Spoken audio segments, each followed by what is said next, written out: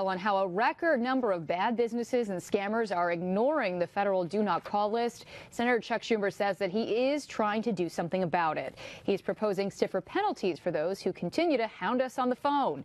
The senator spoke with our Jennifer Lukey today, and she's joining us now live from the newsroom with a follow-up on her investigation. Jen? Well, Dory, almost everyone these days is on the do not call list, but we all know it doesn't stop all of the calls. As we've been reporting, the Federal Trade Commission gets 200,000 complaints every month about do not call violations.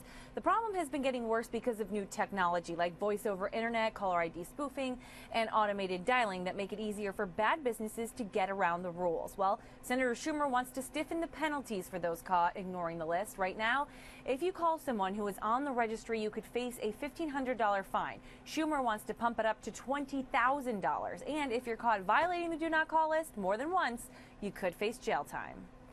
Senator, last night here on CBS 6, we actually did a story about the do not call list and how it's really not working the way it was intended to anymore. Right. I know your legislation proposes tougher penalties, but isn't one of the main problems actually finding who's behind these robocalls? Yes. We're asking two things be done. Our legislation increases the penalties, but we've asked the FTC to get behind the technology. The companies that are doing this, and they're illegal, somehow have figured out a way to show a false number on your telephone when they call you. So when you report into the do not call list, the people who have called you, it's not the number of the callers.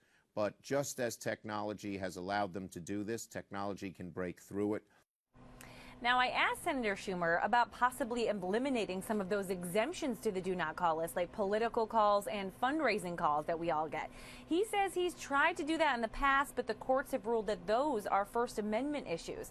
In any event, we'd like to know what you think about how effective the do not call list is. Log on to our Facebook page to join the conversation. Live in the newsroom tonight, Jennifer Lukey, CBS 6 News.